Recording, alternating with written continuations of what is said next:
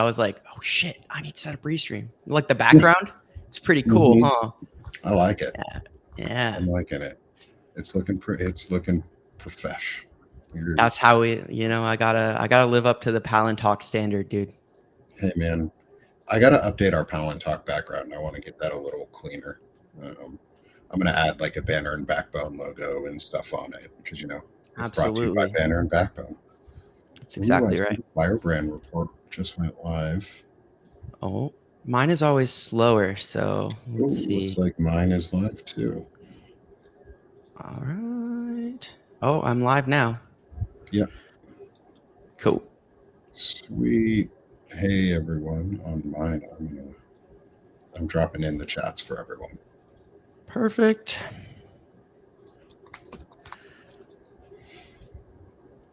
Right. Hello everybody. Welcome. I'm just waiting for my chat to populate so I can see all of you wonderful people, as it takes my Substack 12 years to do anything these days. Always takes its time. Always. But as long as it says we're live. There we go. Alrighty. Hello everybody. Hello. It is 12:30. So welcome to the Firebrand Report. Today I am joined by my good friend Nick Pero. And we're going to do a little bit of a special episode for you guys today. So for this format, for those of you guys who've been tuning in today, instead of 3 topics, we're going to do 2 topics. So I have a topic for you and Nick has a topic for you as well. And we're going to do the same thing. But today, what's great is Nick's here, so we can have a little bit more of a dialogue about these stories than we have when it's just me, as much as we all love me sitting here monologuing at you guys. So without further ado, for those of you who have not met Nick, please introduce yourself and say hello to the people. Yeah, absolutely. Shane, thanks for having me on, brother. I appreciate it. A lot of you probably do already know me, but for those who don't, I'm Nick Pero. I am the host of Sick of This Shit with Nick and co-founder of Banner and Backbone. And so I write poetry when I get the chance at this point. I do live broadcasts and interviews. A lot of you see me with Shane on Mondays for Banner and Backbone's Palantalk. And I'm working on Banner and Backbone, which is a civic-based content network for all things civics in the U.S. and pushing back against fascism and building a real centered discussion on the Constitution, on values, and on the truth and dignity and pro-life, real pro-life, which means dignity for life and people who are alive and our values. And because you are you and you exist, you matter. And that's where I come from. And that's what I want. And that's what I'm trying to do. And when someone attacks one member of the party, we all roll for initiative. Absolutely. So, Absolutely. Thanks for having me on, brother. It's great to be here with y'all. Please smash the heart. It helps with the algorithm for us. Smash the heart. Get us going on. We've got Dean and Zev going at the same time. So we're a little counter programming them, but we want to get as many people on as we can too, and blow this up. I'm pro person. That's right. It's one of those alive, things. Your value is more important. Like had it been the choice between my wife and a child, I would choose my wife. And I love my children to death. I love my children. I have 2 of them. Love my children. I'm an Army vet. I'm a husband. I'm a tech survivor. I'm a parent. I love my kids to death. But if it was during a pregnancy and it was the choice between my wife living, I want my wife to live, but I want both, if possible. But it's not my choice. It's not my body. I am not Nick Fuentes. There you go. It is your body, your choice. Not your Yeah, body, my choice. It's your body, your choice. your light Nick Fuentes is dark Nick, and I like that. yeah, you're light Nick. Not Nazi Nick. We got Nazi Nick and we got Democracy Nick. And let's Democracy go with Nick. Democracy Yes, because yes, I ain't a piece of shit prick. that's right. Enough toxic masculinity. We've had it. Enough. Um, so Nick, uh, I know that you brought a topic for us today, and I would love for you to go ahead and give us the rundown of what you brought for us and kind of explain what's going on in the world that probably no one else is talking about in the mainstream Yeah. Substack, but these people they're here to hear about. So, what do you got for Oh, us, Nick? yeah, absolutely. Shane, again, thanks for bringing me on for this and being able to talk about things. So I'm going to drop a link in the, oh no, hold on. I already dropped a link for Shane and I got to find it again. I'm going to drop a link for everybody else in the crowd too. So y'all can take a look at what I'm showing you or talking about. But I'm going to give a little I got you, local brother. news. Oh, appreciate you, Shane. And I'll Yes, drop sir. one in my side chat too for anyone who's in for my side of the audience and those who are not on with Shane yet. Please come join both if you can. I'm going to give a little bit of local news from Arkansas. So I am out of Arkansas, and our illustrious governor Sarah Huckabee Sanders has decided that she is not going to hold a special election to fill a seat for the 26th District Senate, local Senate, until after this spring's session and 280 days after the seat was vacated, where the Constitution of Arkansas states that it must be within 150 days. And this is her bringing it back a little bit to a near date from November of 2026 to June of 2026, meaning she will have left an entire set of Arkansas state districts without a Senate seat, while that district, one of those districts, is about to have a prison authorized on their district that they do not want on tribal land.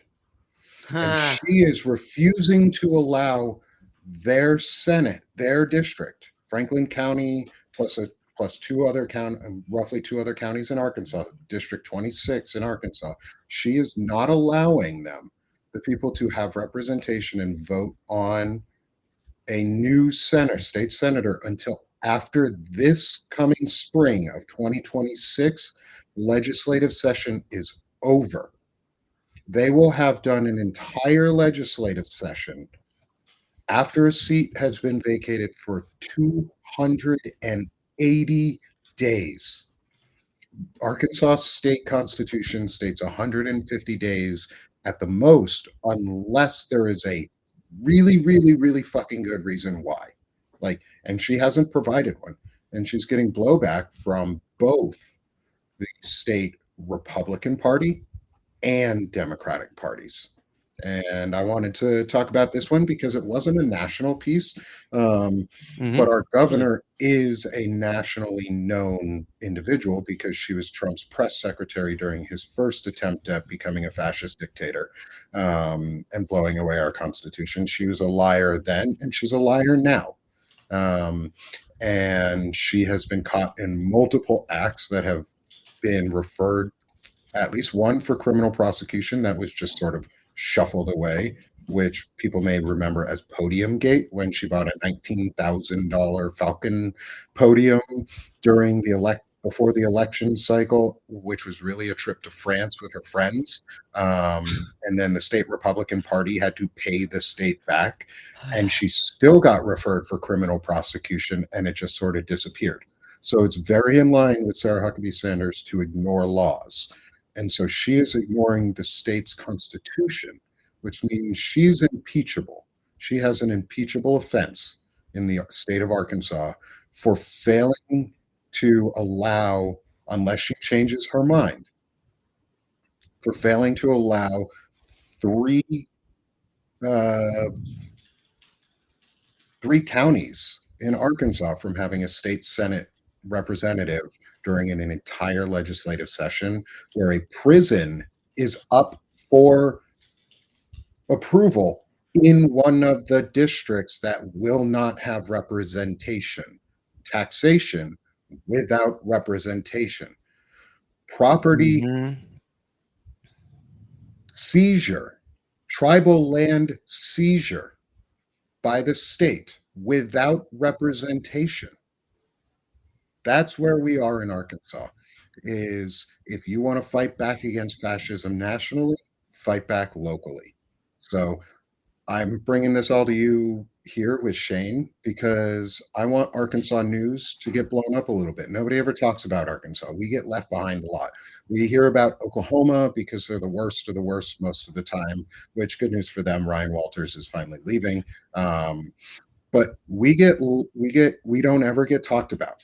Arkansas does not get talked about, and we could easily flip the script in a state where Tom Cotton is one of our senators up for election against Hallie Schaffner, or the fact that none of our representatives voted to release the Epstein files. All of them protected pedophiles. All Yep. of them are protecting pedophiles and voted to shut the government down and rip away healthcare from millions of Americans. Hundreds of thousands of Arkansans are going to lose their healthcare. Millions of dollars of jobs will be lost. They have estimated over $2 billion in revenue over the next 10 years will be lost because of the big bullshit bill. Republicans are tearing away our healthcare and our services, and our state governor is tearing away our state and local representation to become a little queen of her oligarchy and castle where she can do what she wants because she has taken a lot of control. And this is too fucking far. This is too far. Sorry to swear if you don't swear on your show normally, but this is too far. It Oh, is we too swear a lot. it's too far because both Democrats and state Republicans, led by state Republicans, are pushing back. They got her to push back from November 26th to June 26th. Still 80 days after the seat was vacated, which is Hmm. anti-constitutional, illegal, and must be charged as a impeachable offense in the state of Arkansas. She is removing our representatives and our state senators. That's my article. Just for good news of the day is Sarah Huckabee Sanders is a piece of shit. She has not changed. She's still a piece of shit. She'll always be a piece of shit. Her father's a piece of shit, Mike Huckabee, who is our ambassador to Israel, who wants to, turn Gaza into like a flat place for billionaires to go and bring about Jesus. the end times. Friends with the Duggars, folks like that want Christofascism. She's destroying our education system. She's taking jobs away. She's now not allowing our citizens to have representation. So yeah, I think it's the language in our statement is impractical or unduly burdensome to have an election within a 150-day time period. There's nothing fucking happening in Arkansas. We don't have any big state elections. We're not having any big federal reruns. We're not doing anything huge, Sarah. Nothing's going on important in the state of Arkansas other than you're tearing our farmers and farmland away and you're giving it to JD Vance's Tech Bros and his company that is buying up farmland from businesses and seizing it for corporate conglomeration owned by and funded in a lot of ways by our vice president, a violation of the Hatch Act, which we should all begin to work to sue and file against, because if he has not divested interest in that company, that is a direct violation of the Hatch Act. You cannot own private investments as a elected official, and you should be investigated for it if you are using that private asset to then buy and make money off of it. That's a Hatch Act violation. JD Vance should be prosecuted for one. It's an Dude, impeachable offense. It is a high crime or misdemeanor. it's funny because the Hatch Act has literally been violated every single fucking day since he took office. Like if they actually enforce the Hatch Act, Well, none of this would have happened, because who is they? like I would say, no, I'm going to push back. Who is they? That's fair. I would say they would be let's see, Congress, the Supreme Court. It's not but Congress's also, like, job to enforce the laws. It's Congress's that's true. job to I feel like make the lawsuit needs to be like, but like that's my thing is like, why did the ACLU or like why was that would have been the first thing I would have sued on, like, right away, because it's one of the laws that I remembered from school. Like I remember, I'm like, the Hatch Act. Oh yeah, that makes a lot of sense. Like if you're the president, like you shouldn't be making fucking money. Like you should be doing your job. And I mean, I have written on so many things, me alone, and I only touch on like, freaking 1% of the shit that happens as a singular person. And I can think of 20 examples of the Hatch Act being violated. And there's so many things where it's like, there's too many, like even with like Sarah Huckabee Sanders, like who in Arkansas is going to prosecute her? Like who is going to do that? Because the first thing I thought when you said that it was an impeachable offense is how influential, and like just to get your opinion, like how successful would a pro-American, pro-constitutional candidate be against it in taking that seat if she were to be removed? Do you think it would be very do you think they would succeed as the governor? Yes. If she were to be removed, do you think a pro-American, pro-constitutional individual would be able to take that role through election? I think so. Arkansas brought us Bill Clinton. Arkansas, think what you want of Bill Clinton. He was a very good president. He did a lot of really good things overall for our country. Like, think what you want of him. He got a blowjob in the fucking White House. Like, oh, what do you fucking do? The president we currently have owns a crypto company that is stealing our wealth, and he's destroying our country. I don't give a shit that fucking Bill Clinton had a blowjob in the office. But yeah, Liberty Financial, like Doug Jones, Liberty, what is it? Liberty LWLF. Oh, World Liberty Financial. World Liberty WLF. World Liberty Financial. If you're interested about that, before the company even launched, I wrote a Firebrand investigation. It was my first one, months before any of that happened, where I was talking about the money that was moving from Qatar and from Saudi Arabia. And I'll link that in the show notes, because I'm glad that because that's very relevant, because all of that happened, like, yes, big time happened. Like every single thing I touch on in that paper happened. So, if you want to get an idea of like the crypto scam that they have pulled on us, the amount of money they have stolen from us and that they have made using the presidency, you should go and read that, because it's going to blow your fucking mind. And it's one of the things they just don't talk about, because all of these attacks on civil liberties and thousands of people disappearing from concentration camps. And it's one of those things that they've made sure the Epstein files, very quiet. But the reality is it's actually one of the most horrific things they're doing to us, because they're literally they are funneling our tax dollars into cryptocurrency and robbing us they're robbing us. But anyway, sorry. Of everything. They're robbing us of generational wealth for multiple people. Okay, so I just dropped the link for the initial article that I had presented, which is the Arkansas one, to fill the vacant seat. Arkansas Constitution states that a vacated seat must be filled within 150 days of that seat being vacated due to, say, a death, which there was one for Arkansas District 26 Senate seat. And Sarah Huckabee Sanders is refusing to do that.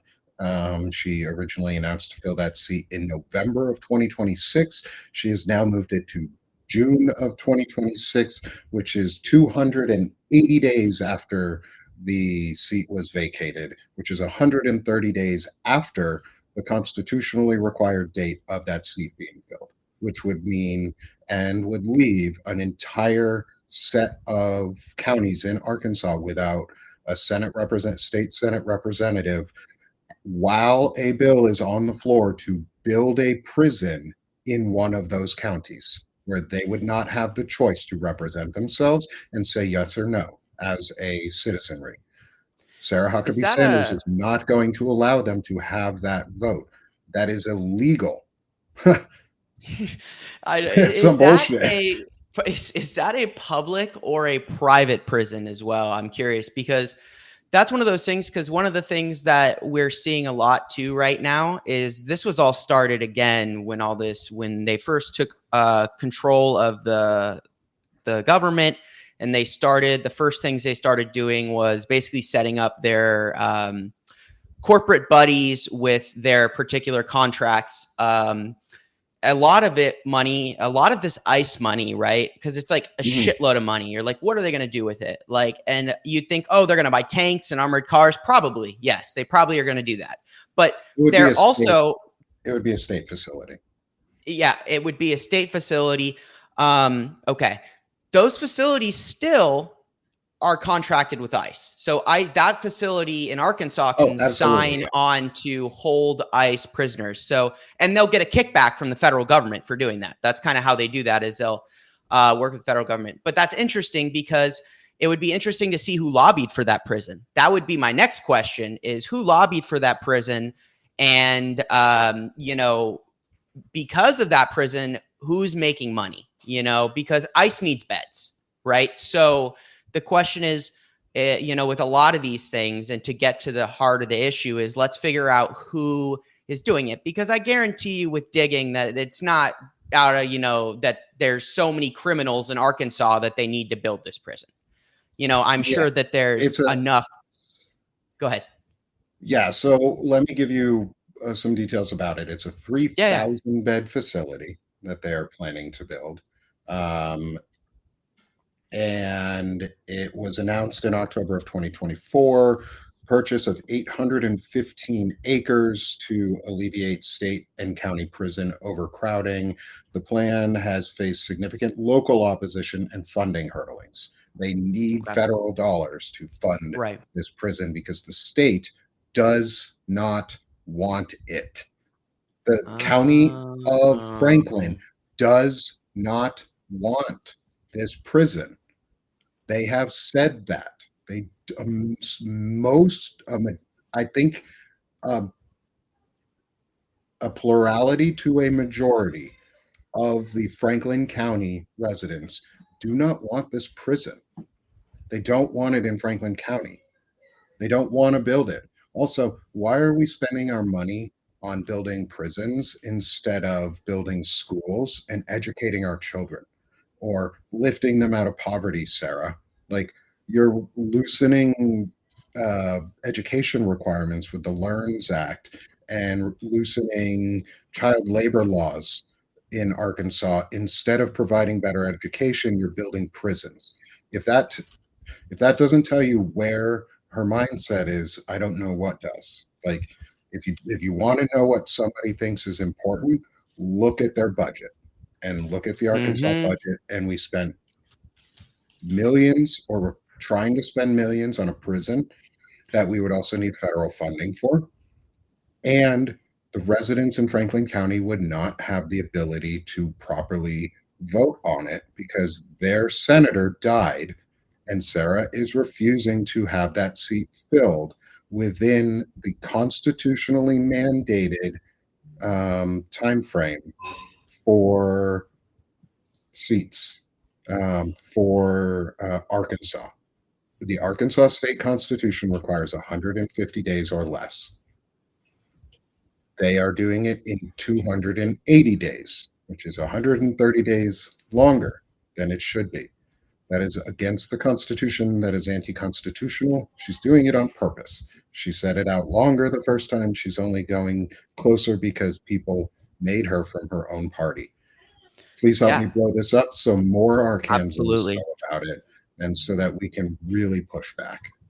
Absolutely, because I think in a situation like this, it's going to be about local resistance, because being able to get together with your community to push back on that is going to be key. So definitely, everyone, if you are familiar with anyone in Arkansas, or even if you are in Arkansas, share this information. But if you have family down there, or even if you're not in Arkansas, guess what? And you share it with someone, they might live in Arkansas. So it's all about telephone. That's what we're playing. We're playing a big game of telephone, and the fascists hate telephones. So the biggest weapon that a non-existent terrorist organization called Antifa has is it's just called your mouth.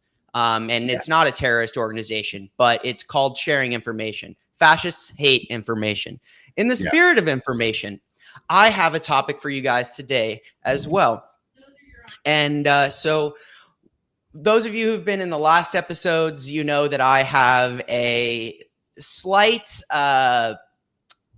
proclivity to find things, financial reports, and tear them apart and scream about them, because I think that the state of our economy is extremely underreported in current times. And I also think it's exceptionally important. And you can see here as well that Nick just went ahead and shared the link to the article that I'm going to be referencing as well, if you want to read along.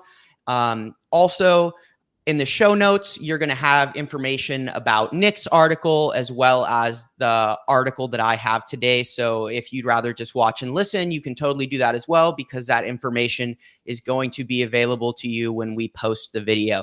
So before you go into your article, I wanted to correct one thing. You had said, could somebody win in Arkansas that is a Democrat? Like pro-American. I think we can change language. Like we say Democrat, right? Like pro-American. Pro-constitutional, pro-American. I want to try doing that. I think we've had previous candidates who have run. I said Doug Jones. That was an incorrect name. His name is Chris Jones. Chris Jones. He's a big name in the Arkansas Democratic Party, which the Arkansas Democratic Party gained a seat in this last election in our state house, which means we're one step closer to breaking the Republican supermajority in Arkansas. Oh, wow. So please come support Arkansas to fight back against the anti-constitutionalists, because we have the power here. Yes. And Chris Jones is a person who has a lot of influence and could bring Arkansas forward. Hell yeah, man. Hell yeah. So I wanted to throw that in there.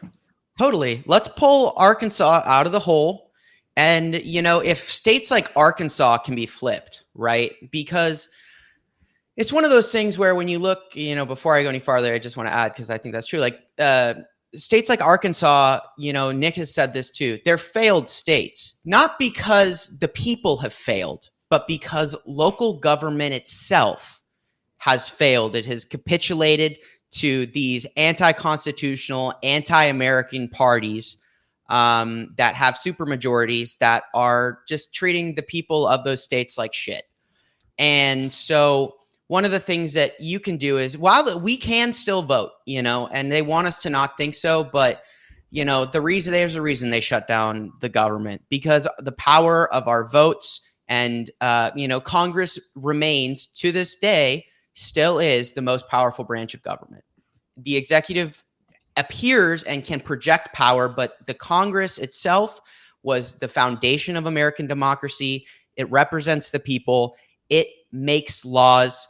It can impeach the president. It can impeach Supreme Court justices. It has the power to change the balance of power in this country. So We need to really focus on the primaries are going to be coming up soon.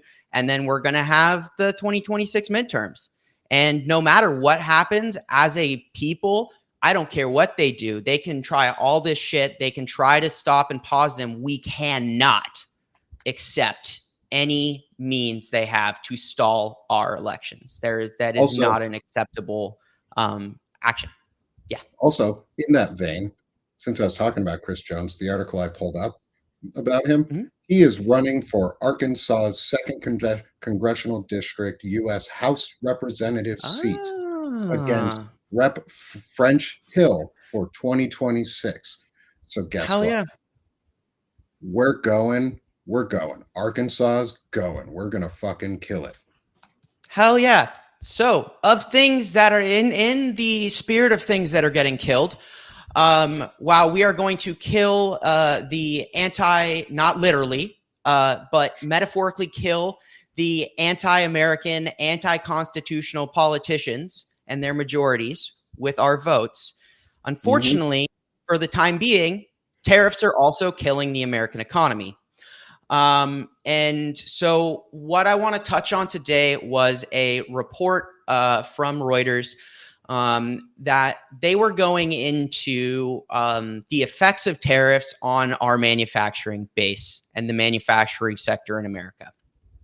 And the data is, not reassuring. So, obviously, we've been around we've seen the effects of tariffs. We've seen the president's love of throwing a tariff out there when the Epstein files gets a little bit too real. He throws a tariff on something.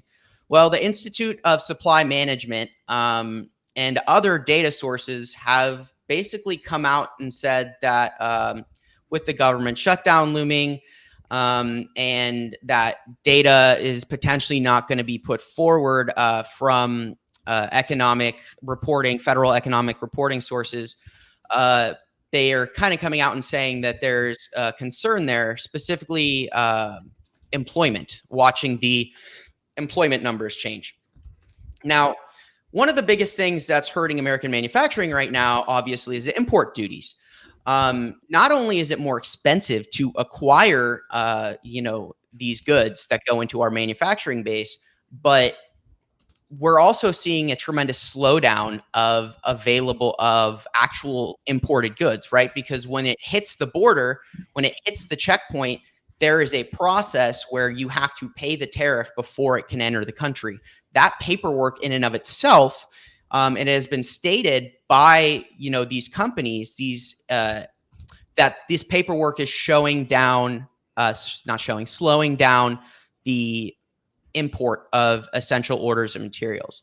I thought this quote was particularly important, especially who's it's coming from. But the quote reads, "Tariffs are a time bomb for the manufacturing industry, which so far has a very long fuse, but eventually it will go off and may well bring the entire economy down with it." So this is coming from Christopher Rupke. He's a chief economist at FWD Bonds. So the ISM, who we talked about earlier, the Institute of Supply Chain Management, and so they have come out and said, so there's something called the PMI. Okay, so the PMI, I'll go into it in a little bit, just for the sake of you guys knowing what I'm talking about, the PMI stands for the Purchasing Managers Index. Okay, so, and I'll go into more about what the Purchasing Managers Index is in a little bit. But so the PMI has increased 4.9 to 49.1 from last month, which was at 48.7. However, this is the 7th straight month where the PMI is below 50, and this indicates a contraction in the manufacturing. And manufacturing So for accounts for, yes, manufacturing accounts for 10% of our economy, 10%. Okay. We're looking at, Reuters went ahead and surveyed 11 industries. Only 5 of those manufacturing industries reported growth. So of 11, the industries that were contracting are wood products, machinery, electrical equipment, appliances, components, transportation equipment, as well as computer and electronics products.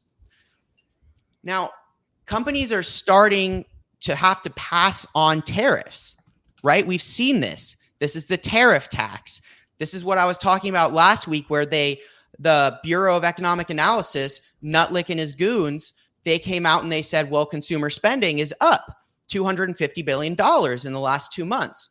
Well, actually, only $55 billion of that went towards the purchase of new product. The other $195 billion, that was caused by inflation and the tariff tax, that 20%. So we're seeing an insane amount of money being passed on to the consumer. And those people that are purchasing $55 billion worth of goods, those are the wealthy people. That's Bezos buying a yacht, or Elon buying, a new house, or, these Wall Street stock traders making money, or a bunker in New Zealand, anything like that. Or children's parts and buying things from people like Epstein and bringing blood from children, and Peter Thiel, or New Organ, Putin, and we could go on the sick fucking things that billionaires use money for that don't help people. So yeah, exactly. And so I wanted to tie that in, but that just to kind of continue here. One of the things we're seeing. No, you're okay. You're absolutely correct. I have no qualms with you adding that to the conversation. Shit. But the makers of these appliances and things like that, you also have them making statements like customer orders are depressed for heavy machinery because tariffs are so impactful to high-end capital equipment. So we're seeing this all over, computer, like we said, wood products, all these things. The industry is at a low point right now. The overall level of uncertainty that we're seeing here is we can see that causing massive damage to the job market. We can see this, and there's going to be some graphs that I will add in the show notes. And I want to, let me see if I can, after this, I'm going to see if I can put them on the screen, because I know Nick can do it, which means I can do it, but I'll put them on the screen after this. So what we did see, though, is a decrease of 32,000 jobs in September. Okay. So when you look at the graph, it goes up, up, up, up, up, and then negative. So we're talking about, and just have the forecast was for an increase of $50,000 or 50,000 jobs. Okay. So we're just seeing things go down and down and down. And there is absolutely like no sign that things are getting tremendously better here. Government data showed on Tuesday that there is 0.98 job openings for every unemployed person. So basically we've gone negative. There's 0.02. When shit like that, it's like, okay, well, like only 0.98% of a human can be employed. No, it just means that shit's not good. It means that the jobs are going down, and it's not going to get better for the people in the back. It just means that there is. Oh yeah, it just means that things are going to get worse, right? So, and in August, okay, compared to August, so the 0.98 came from July to August, where in July we had one job for every unemployed person. Fan-fucking-tastic. That's perfect.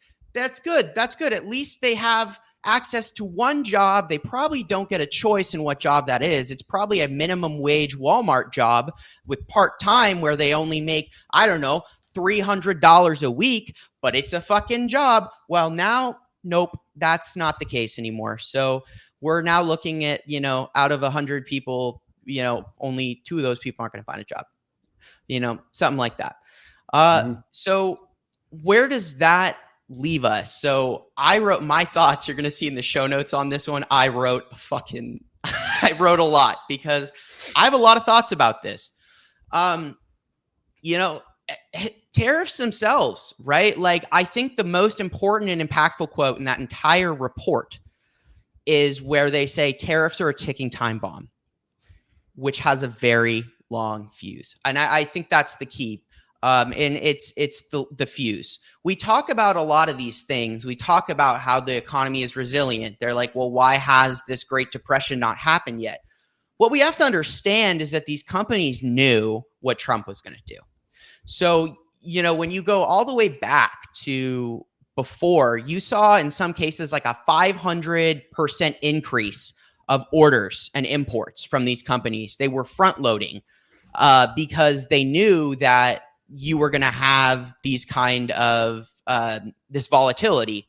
He talked about the tariffs and what he was going to do. Now, the thing is, I think that naively, that these people thought that he would eventually realize that he's destroying the economy and he would stop. Well, we know now that the cognitively addled orange goon, wannabe fascist dictator, Mein Kampf lover piece of shit, doesn't actually know anything about anything. And he's actually now throwing tariffs around again. So with the front loading, all that did is it lengthened that fuse. But what I think is very key here, and what I want to point out is I want to teach you guys a little bit about this PMI index, because I actually think it's a fantastic indicator of our economy, and it's going to give you guys a better idea of kind of what we're gonna see. And I think when I put the graph up, you guys are going to get a better idea. But the PMI is basically it has 5 parts. It's going to have new orders, which is the level of new orders from customers. It's production, which is the rate of change in production levels. Employment, the hiring or laying off of employees. Supplier deliveries, the speed of deliveries from suppliers. And inventories, the level of raw materials and finished goods in stock. So all of those things, when you point out, I want to point out right away, if you look at that, okay, well, every single one of those things is intimately tied in with each other, which is why this index is so valuable. Every single one of those things cares about the other. So if one of those things is negatively impacted, you will see it affect the rest of them. Now, the same applies to if every single one of them is impacted simultaneously, it will affect the rest of them. And what we are now seeing is that tariffs negatively impact a lot of things. So I'm going to kind of take you down not a rabbit hole, but let's go ahead and let's do a little bit of a thought experiment here. So if raising prices due to the increased cost of materials causes a increase of price, what does that do? Well, that's going to cause an increase in the price of products, which is going to in turn slow down the level of new orders. If the level of new orders goes down, you're going to have a slowing rate in production. If you have tariffs causing delays at the border, when you have elements coming in, products coming in, and they're being slowed down, that's going to slow down the rate of supplier deliveries. If the rate of supplier deliveries slows down and the rate of new orders slows down, that's going to mean that they need to employ less people. If they need to employ less people, it means less people are going to have jobs. If less people have jobs, it's going to affect new orders. If new orders goes down more, then it's going to affect inventory, which probably means that they're going to have excess inventory. If they have excess inventory and nothing to sell, that means they can't order new things. If they can't order new things, it means they can't employ more people. And it just goes in circles. In fact, every iteration, it gets worse. It's not rocket science. Everything is tied together. So when you have this particular scenario, it equates to a death spiral for the United States manufacturing industry. And that is what he is talking about when he says after it will go off and it may well bring the entire economy down with it. That is where it's not just that the PMI is low, it's that it's been 7 months of the PMI being low. and that tariffs have been around forever and it's only going up a marginal amount. The reality we're starting to see here is that what the PMI is telling us is that we are approaching a point where our manufacturing industry is going to implode if things don't change.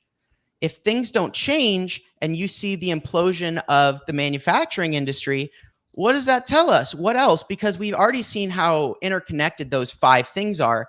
Let's think about how the industries are connected as a whole.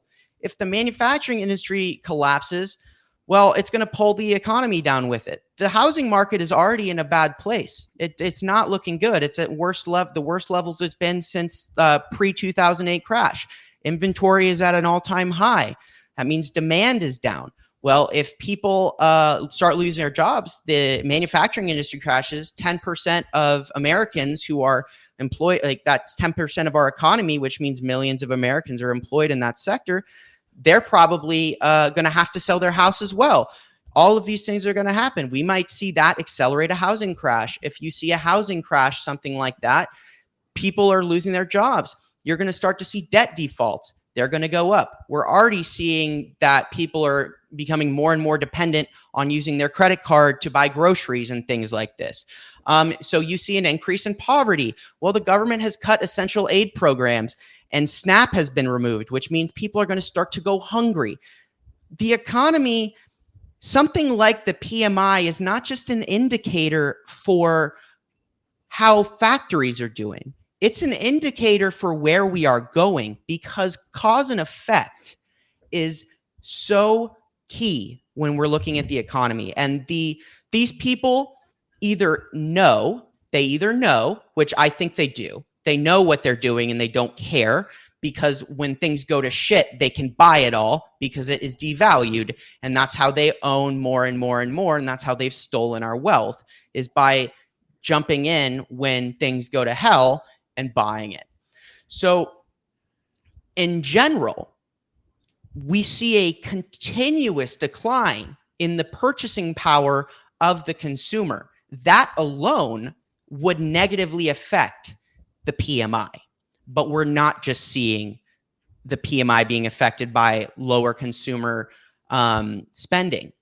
We are seeing all of these other tariff factors coming together. And this bodes very ill for our economy. And I hate to say it. I wish I could tell you guys, like, oh, save extra money, but we can't save extra money anyway. There's nothing to be really done. And like, we have to get these fuckers out. We have to get them out, because they will fuck us all. They will fuck us all. Like, I cannot impress enough, like, how important it is that the people of Arkansas flip that seat, right? Because removing the tariff powers from the president, stating those are not fucking emergency powers, would do wonders for the economy. Wonders. Removing these people in general. But, that's what I have for you guys today. And I think it's important that we pay attention to these things, because our media has absolutely no interest in letting Americans know what the health of their economy is. And I think it's important that we talk about these things. Nick, I just want to kick the ball over to you if you have any thoughts or, anything to add to that story. Yeah, no, I just put in the chats is support Chris Jones for Arkansas's 2nd congressional district. It is a U.S. federal election for 2026. He is running against the incumbent. Chris Jones ran for governor against Sarah Huckabee Sanders and lost in his first run, but that doesn't mean he's a bad candidate. That just doesn't mean he was the right one at the right time, and Arkansas wasn't ready for him. But a congressional House district is. A congressional House district needs Chris Jones. Arkansas, America could use and need Chris Jones, because imagine what would happen if we have Fred Wellman, who's running for the 2nd congressional district out of Missouri, and Chris Jones, 2nd congressional district out of Arkansas. That's 2 seats right there that the Republicans are banking on us not ever being able to win. Not ever. What happens if we do? What happens if we support Chris Jones or Hallie Schaffner and we use our money and put it where our mouths are? Or we use our feet and put them where we say our mouths are, and we show what the support, and we get out and we work on things and we talk to people and we go to the events and we lobby against Sarah Huckabee Sanders illegally using $19,000 for a podium that she never really bought and instead went to a vacation in France with her friends on during the last election cycle, or trying to shove through prisons. And they want to use these prisons and things like this as you become economically destitute to put you in. They've made homelessness illegal, a crime. They want you to lose money so that you're homeless, so that you can then go to prison. Be a They slave can use in you as prison. slave labor Yep. in prison, because that's what it is. The 13th Amendment did not abolish slavery. It just shifted it from fields to prisons. It's time we really abolished slavery in the United States. It's disgusting that we use people as human slaves still in this country, and we call ourselves holier than thou or above that type of shit. We do it all the time, and we let them die in fields. So let's, or die in prisons, or be murdered, or be sent to Seacoast and to places where they're going to go and be killed, to Libya, Maybe to even just the being incinerator. propped up, Maybe to they the even end up maybe in an the incinerator. incinerator, and maybe the incinerator in the Everglades. Who knows? We won't know unless we win these seats back. And the only way to win these seats is with our money and with our support and with our time. And for those people, like, because we are talking about an economy where money might not be something that's easily offered. But what I can tell you, and I have always like had a degree of an issue with a politician asking me for money. But what Nick said that I think is even more valuable is your feet. Use your feet. Those of you who can get out and talk to your neighbors, that is more impactful than your money. And I say that because when you take money, what they do with that money is they run targeted ad campaigns, they do posts, they do all kinds of shit. Okay. And you don't necessarily know if they're going to use that the best way, but you know that your words and the way you talk to others and impress upon them the importance. You were here and you just listened to me and Nick talk about two essential news stories, two things that could directly impact and sway someone's opinion in a genuine way. Those 2 feet can take you there. And if you're not able to use your feet, that's the beauty of Substack. That's the beauty of the internet. They use it on us. We can use it on them. Share this live stream. I'm going to post it later. I'm sure Nick will be able to post it later as well. Share this with them. Be like, check this out. Like, these 2 guys told me some stuff today I had no idea. And at the end of the day, it's gonna be on our feet, because if you have money to donate to a politician, donate it to a Substacker, donate it to me or Nick, because we're going to get you the information every day to use on your feet, because that politician is better supported with your words and your gusto and your desire to elect a pro-American, pro-constitutional representative than giving it to a campaign. Because I'll be honest, I don't think there's probably a lot of people in Missouri or Arkansas that are talented ad campaign managers. It's probably not a very strong skill out there. Not that they Let's don't not insult exist. all of Arkansas. We got some really good places up here in Bentonville and in Northwest Arkansas. Okay. And All right. we're pretty apologize. awesome up here. I apologize. I know there's good cookies everywhere. I know it. Yep. Little blue dots in a Red Sea. That's right. And that's the key, guys, is that's what a firebrand is. That's everyone who's over, with on Nick's channel today, those sick of this shitters. You guys are just as much a firebrand as everyone I have over here in the Firebrand Project, because a firebrand is simply someone who is sick of this shit and wants to speak out against it. So it doesn't matter. If you don't have money, that's okay, because your feet can change the country, can change the course of our future. And that's what we should be focusing on, is getting and reaching people, because the power of dialogue has never really gone away. It's the use of dialogue in and of itself that has been stifled and taken from us, and made us seem like it's not something that's very useful. That's intentional, because me and Nick talk about this all the time. Our battle, it's for hearts and minds, guys. It's for hearts and minds. Mm-hmm. That's the real war in America. It's not about training the military in Chicago.